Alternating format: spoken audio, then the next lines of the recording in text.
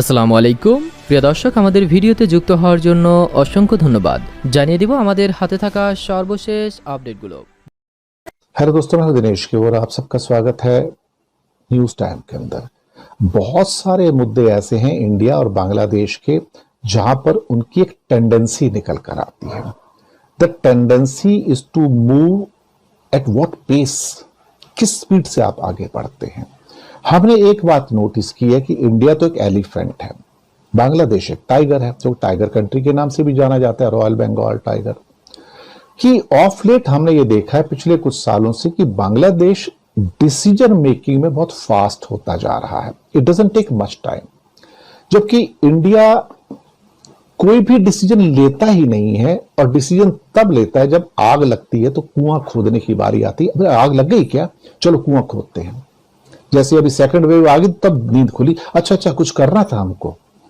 तो ये एक तरह से देखा जाए तो हम हमेशा की तरह एक एलिफेंट ही रहेंगे। हम ना ड्रैगन बन पाते हैं चाइना की तरह, ना हम टाइगर बन पाते कि हमारी स्पीड तेज हो जाए।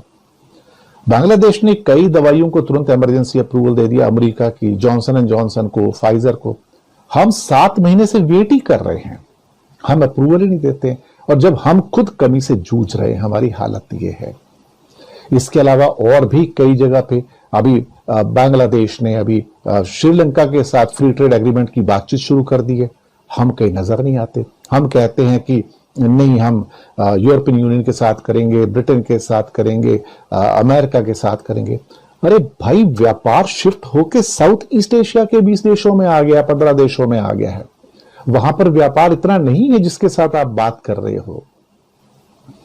पर यह बात इंडिया को समझ नहीं आती। तो इसलिए दुनिया का जो सबसे बड़ा जो ट्रेड ब्लॉक है, वो ना तो यूके के साथ हो सकता है, ना अमेरिका के साथ हो सकता है, ना ईयू के साथ हो सकता है।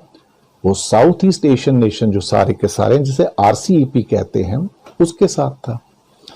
अभी बांग्लादेश के अंदर चर्चा है कि वो चाइना के साथ एक एफटीए कर सकता है। हम तो सोच भी नहीं सकते कभी। हमारे यहां तो कोई भी जो एफटीए किए थोड़े बहुत साउथ ईस्ट एशियन नेशन से, हम तो उन्हें भी तोड़ने की बात कर रहे हैं। हमारे मूव बहुत स्लो हैं। आप दुनिया के जितने इंडेक्स हैं वो देख लीजिए। जैसे कि अभी यूनाइटेड नेशन का सस्टेनेबिलिटी डेवलपमेंट इंडेक्स आया था, तो उस इंडेक्स के अंदर आप एक बात नोट करके रखेंगे कि वहां पे भी इंडिया जो है बांग्लादेश से पीछे है। आप खुद सोचिए ये परिस्थितियां कैसी हो सकती हैं। इन परिस्थितियों में आप क्या कर सकते हो। आप फिर वही कहते हैं कि बात तो आप कर रहे हो, लेकिन बात करने के बाद उसका एंड रिजल्ट क्या है। अब ये सस्टेनेबल डेवलपमेंट गोल्स में बांग्लादेश की 109 रैंकिंग है, और हम जो थे 120 रैंकिंग पे थे। तो हम हमेशा बड़ी बड़ी बातें प्रीचिंग करके भाषण बड़े सुंदर लिखते हैं, भाषण बड़े सुंदर लिख के आएंगे, लेकिन जमीन पे क्या काम करते हैं क्या। तो इस मामले में बांग्लादेश बहुत आगे निकल गया इंडिया से, कि स्पीड ज्यादा है उसकी, और इंडिया डिसीजन ही नहीं ले पाता है। हमारी स्पीड ही नहीं है, और जो हमें आज या जहां होना चाहिए था वहां पे नहीं है।